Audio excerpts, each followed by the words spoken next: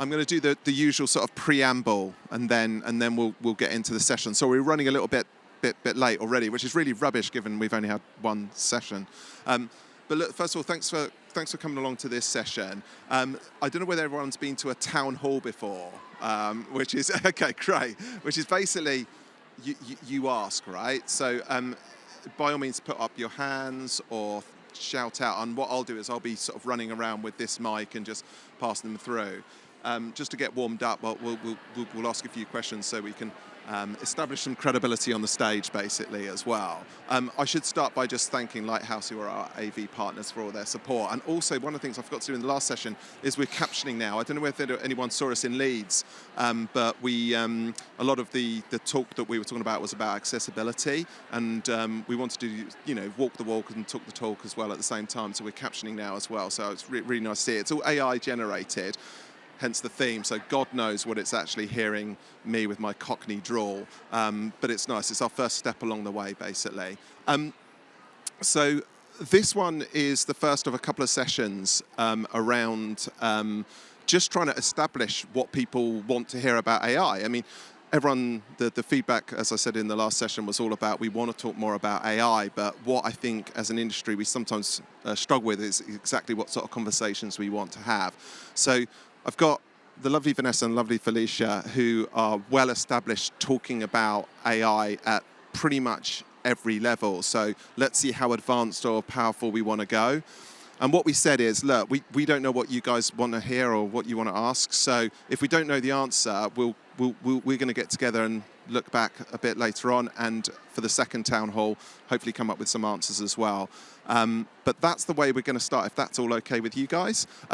Before I do, though, just to warm us up, it would be great. Maybe, Vanessa, you can introduce yourself. Yes. And just establish a bit of credibility so everyone knows that you know what you're doing, okay? Is that all right? I feel like there's a huge amount of pressure to demonstrate some credibility here. And also, I missed the memo on the trainers, guys. Nice. Yes, sorry. So thanks so much for having me. I'm Vanessa Lovatt, and I'm going to start by saying, first time I used AI, I actually flipping hated it.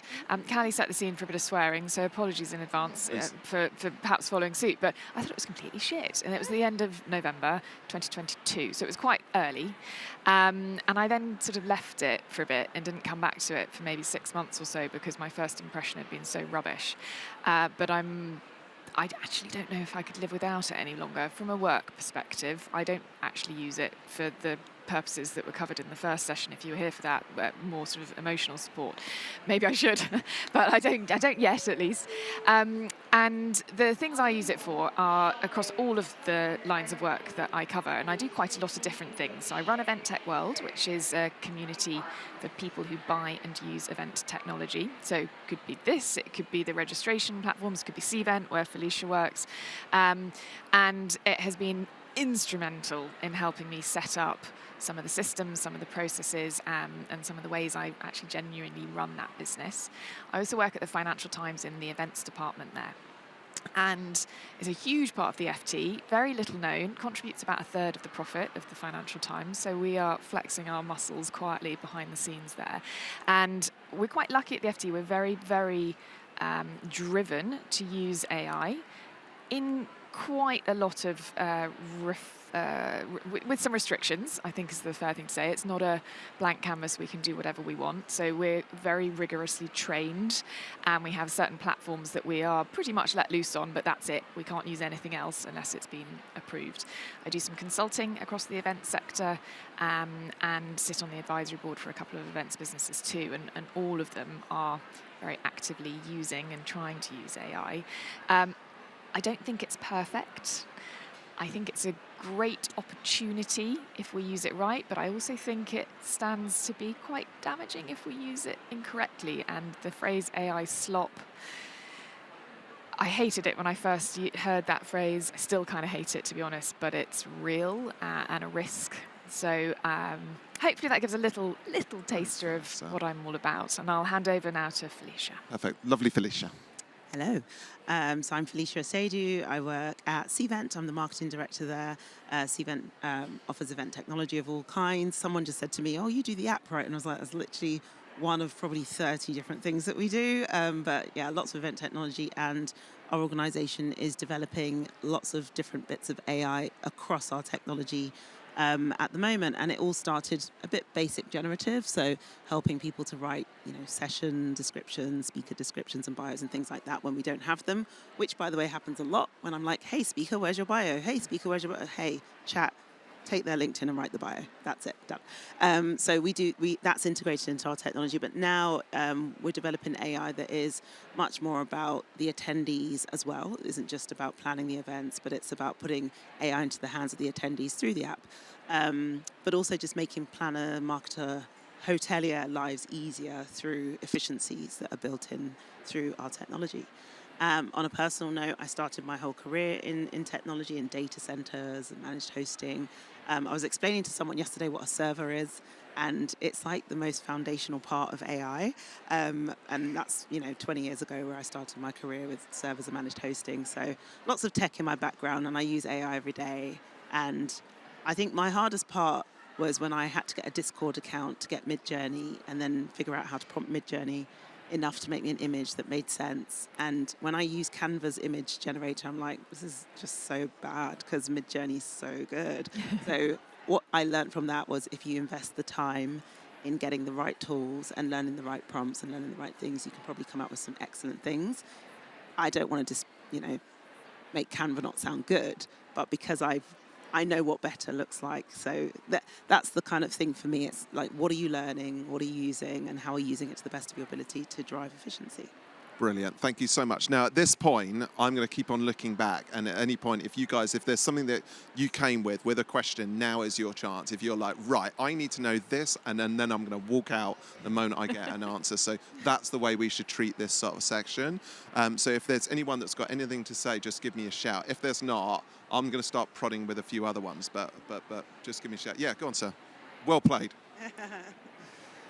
Hi, morning. I've got a couple of questions, and actually, Callie sat next to me now, so one of those questions is going to be back from your first session. But I think we hear all the time, and in my own mind, that the narrative needs to change around, we hear AI can't do this, and I think that's through trepidation, fear, naivety, and we need to change that narrative to what AI can do tomorrow. We live too much in yesterday and focus on what it couldn't do yesterday, it can't do today, when actually, my honest opinion, if we want it to, it could do all this in 5 years.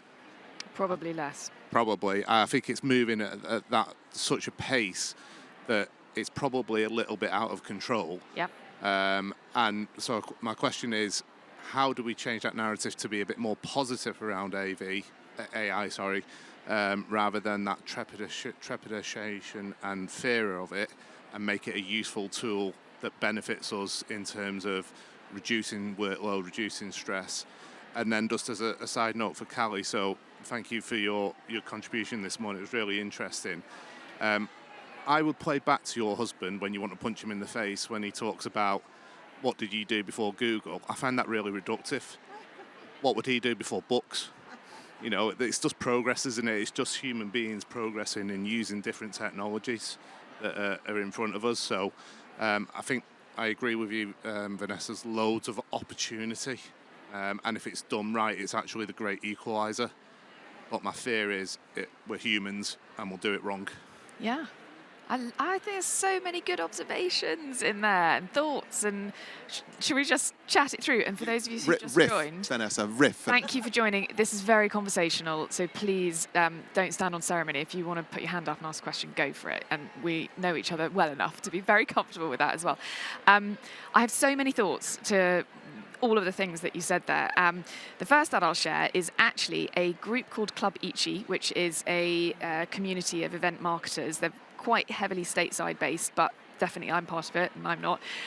They did a huge hackathon to produce and run an event with AI, the foundations of the whole thing, and they just completed it. They ran it over about a 12-week window. It was imperfect, 100%, but they did it very transparently. They live streamed weekly. These are the updates. This is what we've learned. So it was a really open sourced way of doing it. And they pretty much managed to produce and put on an entire event. And I was lost. Some of it was lost on me, and I think that's something we need to be accepting of. You don't have to know everything about everything to be able to use AI effectively. And certainly I would say that I had a little bit of a, oh my God, are we going to sit on a panel and try and answer everybody's questions? Nobody has all the answers right now, but what we do have is the opportunity to experiment. And it sounds like the sort of other half of what you were saying is this fear around that experimentation and how far we can and should push it today. I think a lot of that's cultural as opposed to technical. And so working to establish some comfortable parameters where everybody feels like we can take a certain amount of risk, we can leverage these tools in a way we haven't previously, and it might go really well or it might be a shit show, but pick your battles, I guess. So don't use AI in a high-risk environment where you might end up with something fundamentally damaging your brand or your reputation or your process or whatever it might be. So start small. You don't have to start with doing a whole show. It could just be start with agenda build or staffing planning or something else completely. And I think it's all the small bits coming together that tends to be the greatest overall results. And starting small is actually, for most things, this is nothing new. Starting small, thinking big and then running really, really, really fast is often the way to go, and has been even 20, 30 years ago in business, before AI was even something we were talking about day in, day out all the time. And I think the same principle applies, but a lot of, I think, what you shared there is cultural as opposed to technical. What are your thoughts, Felicia? As you're talking, my mind is whisked back, and follow me here, to university. I was talking about university yesterday, and I remember in your first year of university, you had to do basic IT. And basic IT included Access. I don't know if anyone remembers Access. I didn't have to do this. Oh yeah, it was like one of the really foundational things. They were like, you're doing your music production course, but you're also doing this business bit, and then here's the little bit that you have to learn. You have to learn basic IT.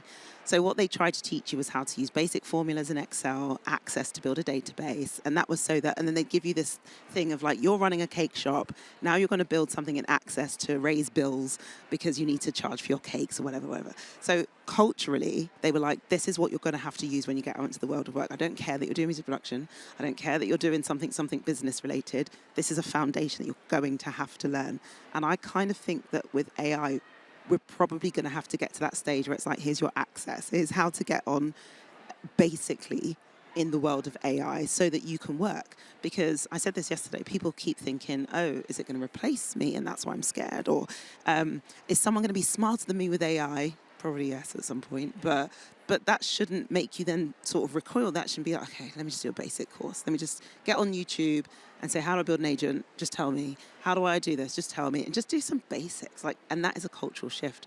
And at Cvent, one of the things, yes, we're building it for externally, but internally, they're like, you have to do the training. They did this 3-part training course, which was really basic. For people that are using AI all the time, we're like, oh, it's boring. But it got every single person, I think you said, at that same kind of basic level of just get on, and this is what you have to do. And we use Glean. You know, you spoke about restrictions. Yeah. So Glean was heavily vetted, and it is our tool in Cvent that we use. And what Glean does is it pulls in all of your information from across all of your systems. So Box and Slack and email, Outlook and all that. So it pulls it all in. So luckily for me, I'm like, hey, when there was a presentation someone did about something one time, and it's like, yeah, here it is. And here's the 5 other conversations people have had about that. And I'm like, oh, great, make me a new one, you know. So it's really helpful. But it's not as good as ChatGPT. Yeah. But it is foundationally good enough. And that's kind of where I think we need to be. And that's what my organisation's championing. Everyone needs to be good enough to do this. Can I ask, just a bit of a straw poll, who is Access? Who is foundational level? I mean, if by a raise of hands, would you? We'll go sort of Access foundational level, then we'll go sort of like creating agents, then we'll go sort of like you should really be up here with these guys. So if you're like that foundational level, maybe could you just raise your hand, sort of like give it? Cool. Maybe the one up from that. Or is anyone below that? Is anyone like, I'm literally here because I haven't got a clue and I want? Okay, so right, cool. No, it's just Can so I just say, amazing that you're here. Fantastic. Yeah, well played. Yeah, massively. And like we try and do things in a non-patronising way as well. By the way, so and who's that sort of mid-level? So actually, I'm raising the bar a little bit more. Has anyone built an agent here? Anyone built an agent? Okay, and then beyond that. So, okay, we're still quite foundational, because I remember I was going to ask Felicia your own view on this, because I remember you came a couple of years back and you sort of did your 10 steps to AI and you got to 1 and you were like, right, okay, I might have thought this audience, and we were all sort of like sitting in the crowd going, now we're really confused, and you had to sort of walk us through it. And I was just wondering, are we at 2 yet? Or are we at 3 or 4? Because it was 2 years ago, and I was wondering how fast this is moving for you. So I would say there are, if I could use percentages, and I'm going to get them wrong, but I would say probably out of 100%, 10% of people are kind of should be sat with us, right? Then there's a bigger percentage underneath that are much more exploratory than they were a few years ago. But there's a huge percentage below that, maybe probably 55 to 60%, that are in this very exploratory, I'm a bit scared, I'm not sure. And whenever someone says, put your hand up, they're like, am I even, you know. Am I allowed to? Yeah. Yeah, you know, someone said to me about AI washing earlier, and I was like, oh, please don't. It's ridiculous. You maybe some part of what you're doing is AI driven, and that's okay. When someone asks you, are you at the beginning? Say, yeah, I am. I'm at the beginning. That's fine. Don't feel like, well, it's not enough. I just asked chat one question. It's not enough. It's terrible. Yeah. You know, so I think there needs to be a confidence, to your point again, of, I've done something, but I maybe want to take it just to the next level. But we are still, unfortunately, it's a big percentage. So I like the exploratory thing. I think we're all in it. I think I'm in explore. I'm down there. And then Vanessa, I think we all are. At whatever level you are, we're all still exploring, because everything is changing so fast. And just when you think you've worked something out, or I've nailed that, that's I'm going to keep doing that. Oh well, I could do it better if I do it that way, or I could do it quicker, or whatever it might be. So I think everyone's exploring all the time. I have a question to ask the audience. Sorry, Al. Please. Everyone likes ChatGPT, right? Yeah. Is anyone paying for it? No. Yes. 1, 2. Would you pay for it, do you think? I would. Yeah? Some people are a bit unsure. Like, okay, how much would you spend on a lunch? 20 pounds? Yeah, so that's how much it costs a month. I'm not trying to sell or pitch to you, but it opens up so many more features, and then you can ask ChatGPT to tell you about itself. Like, if I wanted to do this, what kind of tool would I use? Oh, you might want to use this tool here, So I would recommend it if you're not paying for it. I mean, I'm not trying to pitch you. I don't work for them or anything, but it just unlocks a different kind of world to you. Or just pay for it for a month. Yeah. You don't have to go on a forever license. Just have a go for a month and see what you can learn about it. Ask it to teach you about itself. Yeah. And then you might be able to use it more effectively, even if it's, you decide, no way, not paying for this anymore. Go back to the free version. Can I ask? We talked about the sort of questions we'd get asked. What sort of questions did we think you guys would come with? And there was part of us which is like a load of people just saying, I don't even know the question I want answered. I just want to come in and just sort of hear stuff. But then we were sort of like, there might be some people turning around saying, right, I've got a specific thing around it here. But tell me, Vanessa, when people come to you and say, like, just where do I start? What's the first question you get asked? What's your starting point? Because we've just said, go and sign up to ChatGPT, go and get that. Is that like step 1? So I'm being all event organised. I need a clipboard. I want to start somewhere with this. What I tend to find the biggest, moment in those early conversations is how extensive and full on you can go with prompting. And that's why when I tried ChatGPT in November 2022 and thought it was shit, it was shit. This guy's just prompting it so badly. Explain prompting, sorry. So this is where you ask it to help you do something. And that could be anything. I'm just thinking about how I used it yesterday, from here's a load of data, please could you just pull all of numbers X, Y, Z out of it, give me the total and whatever else it was, through to, I'm trying to think, I think I asked it where I could park in Birmingham yesterday. I actually genuinely did ask it, where could I park close to the Leonardo Hotel? Oh, good news, it had a car park, so that made my life easy. The way you ask it, that's prompting. And it could be a simple question, where can I park in Birmingham near to the Leonardo Hotel? Or it could be, I've put in prompts that are 2 pages of A4 long, because it's a really complex task. It's detailed, it's gritty, it's just complicated fundamentally. And I'd be interested to hear if you do this, because everyone I think has their own personal way of doing this. After I've put the prompt in, I will then say, before you complete this task, please ask me every question you need to ask me to be able to complete this task to the best of your ability. And sometimes it will ask me one question. And sometimes, and this always really annoys me, but it's a good thing, it'll ask me about 20 questions.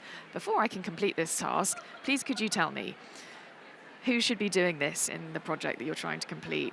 When should this happen? Sometimes the questions, I'm like, oh my God, this is going to take me ages to answer these questions. However, once I've given it the answers, it can then actually complete the task to a much better level than with the original prompt that I'd given it. So prompt mastery, I don't know if that's a phrase or not, but let's go with it. TM that now. I think is a huge part of that early exploratory phase and is constantly evolving as well. What are your thoughts? Oh, I agree. Like, with what you're talking about. So, okay, so just to give you a tidbit, I don't want to scare anybody, but the agent thing that we were talking about. So with your chat, it's just like a continuous, almost like prose of this is what I want, ask me all these questions.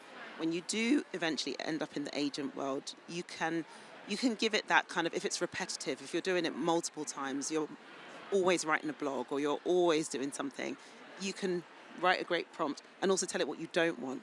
Exclude these words. Never ever give me these words back to me because they are clear chat GPT words. I don't want to hear them ever again. Or my brand is moving in this direction or looks like this, or my audience are moving like this. So it's like you're feeding it as much as possible. And I don't know if I've ever said ask me as many questions because I don't want to answer that many questions, but I have said, if there's anything missing, tell me, and then it will ask me further questions.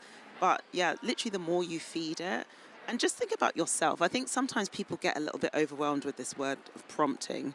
Just, like I keep saying, talk to it like it's your relationship, like it's your friend.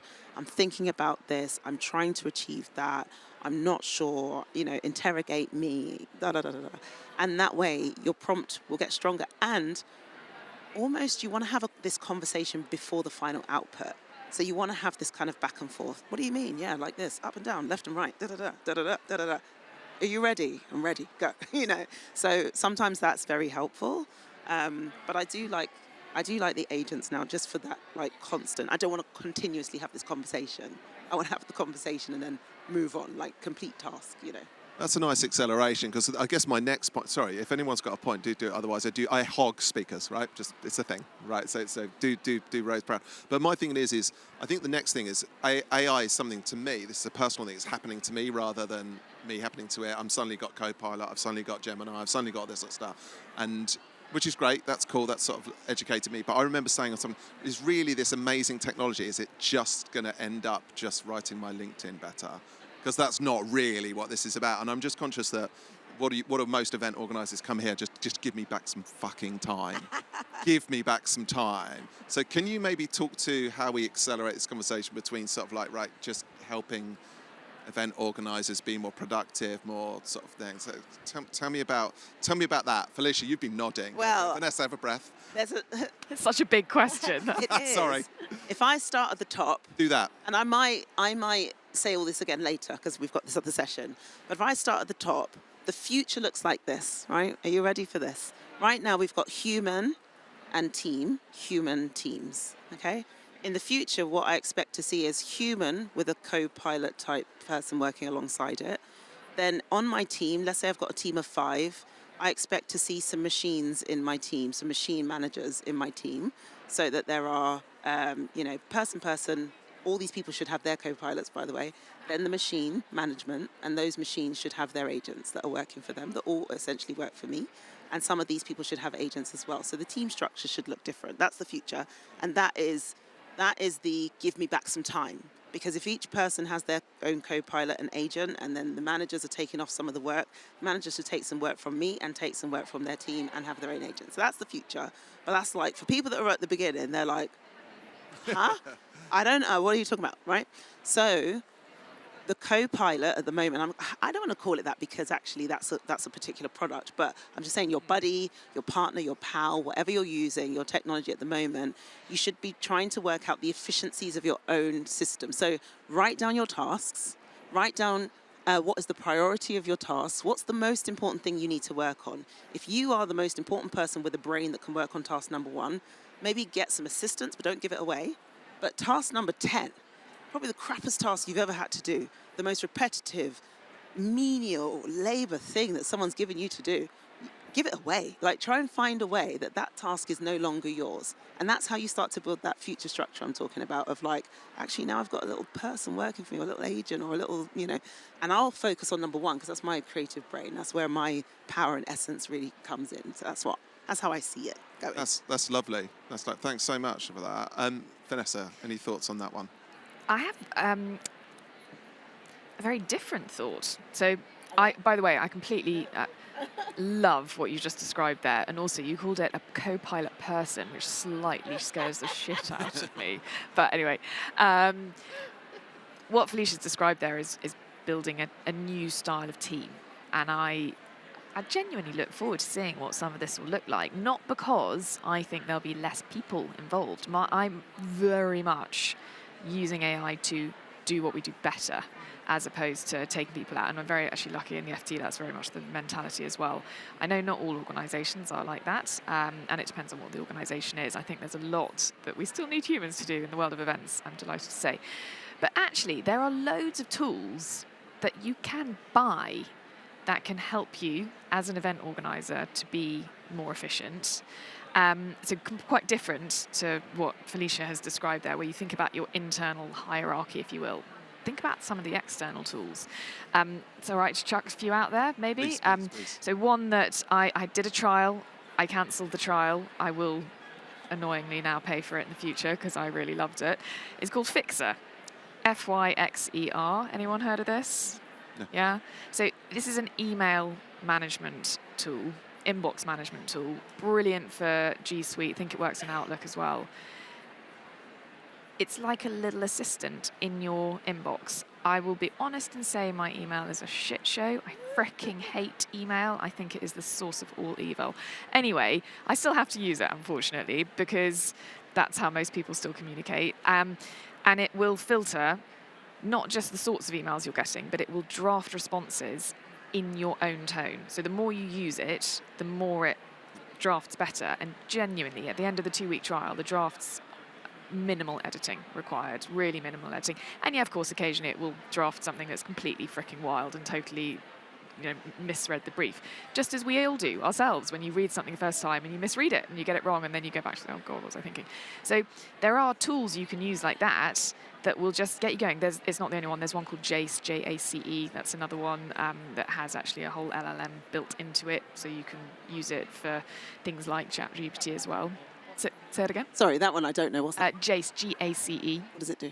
So same email filtering, okay. but it has its own LLM, so you can also ask it to do tasks for you as well. Trial that too. I mean, I'm a sucker for a trial. Just make sure you cancel it if you have to put your credit card details in. So think about the tools that might help you with those repetitive tasks. I know email is my nemesis, therefore I've looked at things to help me with email. If you know that writing is your nemesis, there are things like Jasper.ai that helps with writing. Again, that's not the only one. There are others. I just don't know them all off the top of my head. So as well as the internal hierarchy of how you're working and creating your own agents to support you, think about what actually just maybe exists that for 20, 30 quid a month could give you hours back of your time and of your sanity and well-being too. So the thing is, you like my model, you've just enhanced it. I- Because you're what Vanessa just said is that you see where I said there's you, and then she's giving you your co-pilots, right? All of your tools that you're going to use.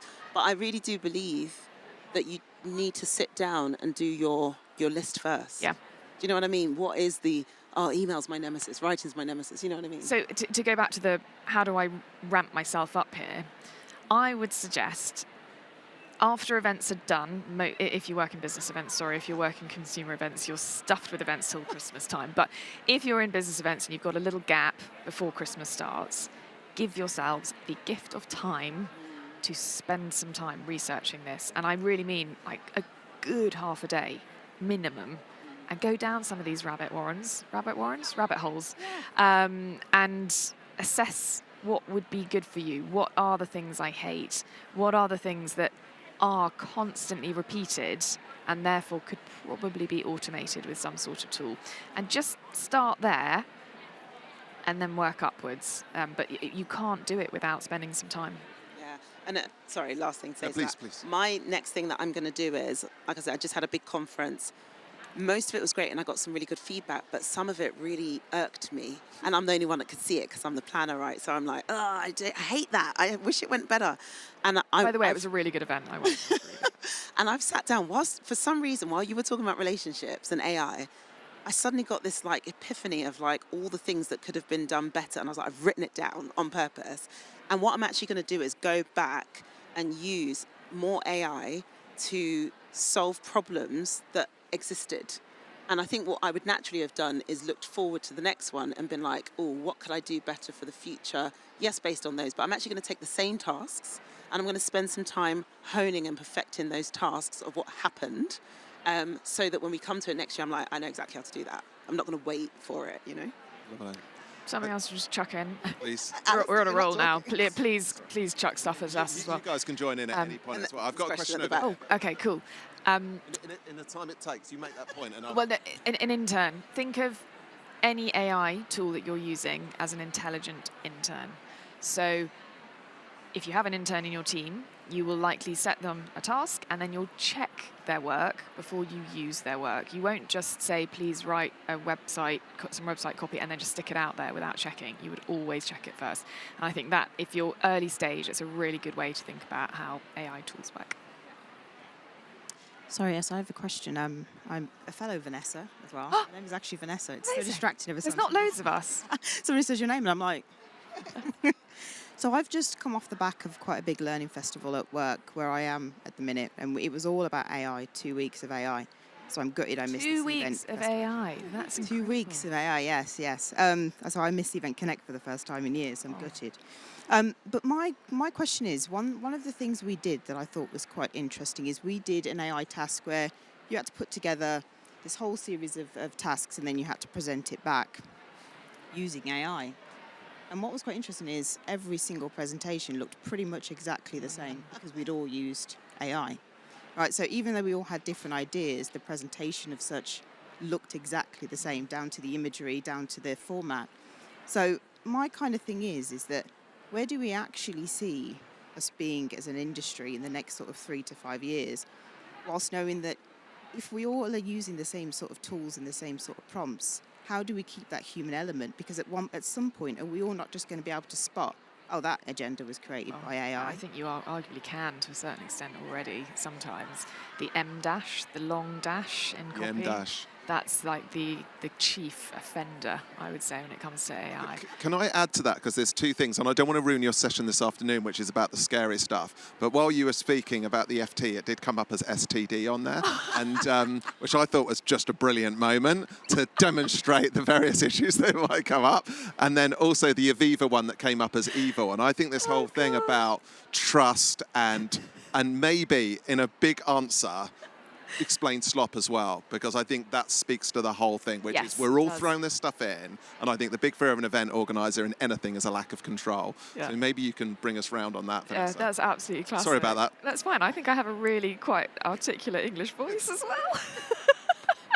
Anyway, you're absolutely right, and I will share, so I will be vulnerable briefly here. Around Q2, I used an AI tool to help me write LinkedIn posts because I was drowning in work and thought, oh, this will help me. And after, I don't think I even made it to the end of month 3 because everything just sounded the same. I was like, I swear that's the same post that I just put out 3 days ago because, yes, I'd fed it an absolute shit ton of content and material that was nearly all my own material from Event Tech World, but it just all sounded the same, and it just didn't sound like me at all either. And I think this is a massive, going to go for it again, risk that you, in our eagerness to use these tools, to use more AI, which is also a problem with senior leadership saying, use more AI, maybe we can come back to that one because I have a big issue with that, that we do just end up using it for the sake of using it, not for actually the right output. So the main word or 2 words would be output and outcomes are still the number 1 priority. So what are you trying to achieve? If you're trying to achieve a really unique agenda that covers topic A, B, and C that's never been covered before, there is categorically no way that AI will help you do that, because AI can only work with information that already exists. So I'm being quite high level and quite generic about this, but if you want to create something that has truly never existed before, you're pretty much going to have to come up with that still. So that's where I would use AI as a support, as perhaps something to get you started. Maybe it could help you with the structure of the agenda as opposed to the content of the agenda. You're definitely going to run into this AI slop challenge, which basically means generic, same-sounding, valueless content, because it's all of this content is being created. Content could include copy, agendas, blogs, articles, all of that. That's sort of chucking it all into one bucket. It's all being created from the same pool of material, effectively. And yes, you can. So in the FT, how are we doing? No. I'll let you know. We well done. we have a closed ChatGPT, so we're not actually feeding feeding outside the FT with the content that we put into the ChatGPT version that we use. And in theory, it's meant to pull in less of certain sorts of content externally as well. I'm not sure how much I believe that, to be honest, but it's the same point. Think of it as an intern. You cannot create something truly authentic and original purely with these AI tools. What would you add on to that? I think part of the challenge of what you faced is that you were in a workshop and that it was quick and everyone was just doing the same task and probably had been given the same instructions. So you were probably all almost acting like your own AI. Here's the instructions, here's what we expect you to do. You're like, okay, great, here's the instructions, here's what we expect you to do. And that's why you all got the same stuff, probably.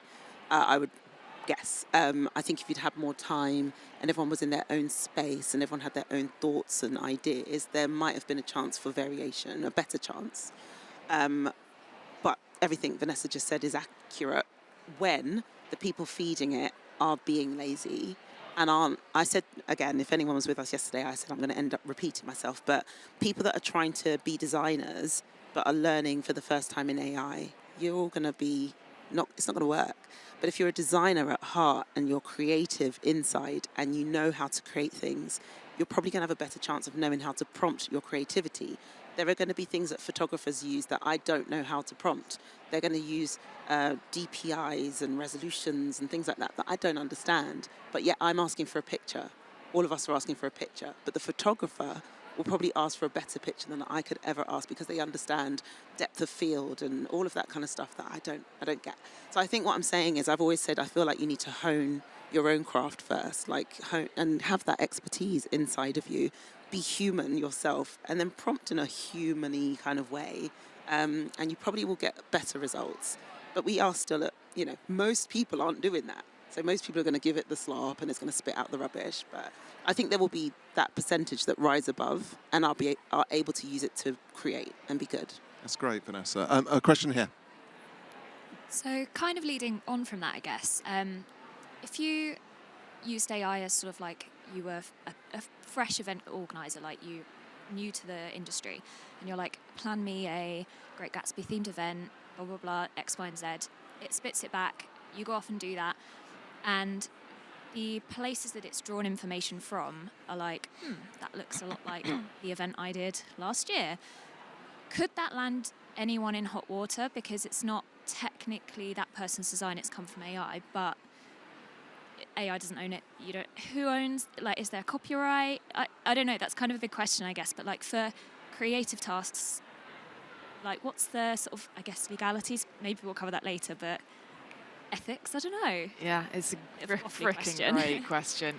I will say it's a really hard one to answer. Sorry. And I think we'll touch into the scary stuff session later on, but that's absolutely fine. I think the best thing we can do here is exactly what Felicia has just said, which is keep being a human being.